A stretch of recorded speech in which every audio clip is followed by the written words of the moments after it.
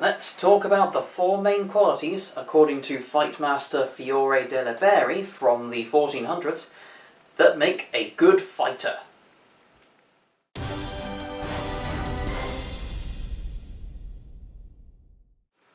For this quality, we are looking at the elephant.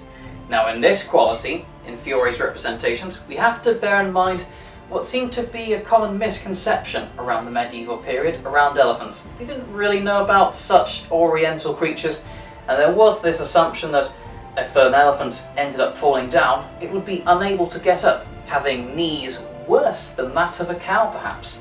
The idea that the elephant must stand strong and tall, otherwise they fail. And the same thing applies to a fighter. In fact, specifically in historical European martial arts, it is noteworthy that although there are certain elements of grappling, throws, disarms, and those things that actually remind people a lot of things like jiu-jitsu, Krav Maga, all kinds of things, and have some similarities, there is a distinct lack of groundwork in many cases, and that's because of the idea that if a medieval fighter goes to the ground, someone's probably going to stick them through with a spear. And that is a quality of the elephant. The idea that you need to stand upright and strong. Footwork is extremely important and sometimes underestimated in fighting. If you are just sort of standing in a casual manner, then all it takes is the slightest push or some sort of movement to force your action, and you'll be stumbling all over the place, you'll be unable to react properly. What you need is a good firm footing. So here's one example. I'm in this position. This is just guard a lady.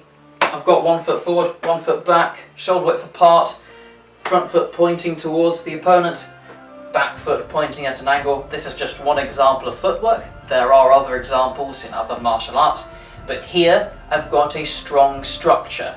And with this strong structure, if the opponent wishes to attack me, or I wish to attack the opponent, or if I wish to do any other type of action, having a good strong footing, a good bit of a good bit of grounding rather, means that I'll be able to do all of these actions properly.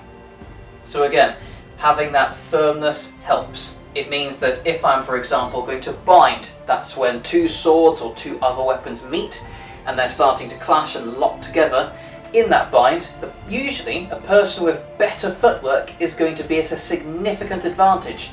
If you're starting to give push, or you're going around and starting to try close actions at the opponent, the one with the worst footing usually ends up falling down. And that is because they lack the quality of the elephant. They need good grounding. In the same way, delivering anything like a cut or a thrust or a parry, if you're, for example, doing something like this, I've seen people sort of leaning back when they're parrying. Often the attack is going to start coming through, sometimes they even fall over just because someone tried to strike them with their weapon. And that's because of the poor footwork. They're not grounded, they're like this. This is a poor structure. If someone's trying to add some force to push into me, I'm going down to the ground, and that's not a good thing.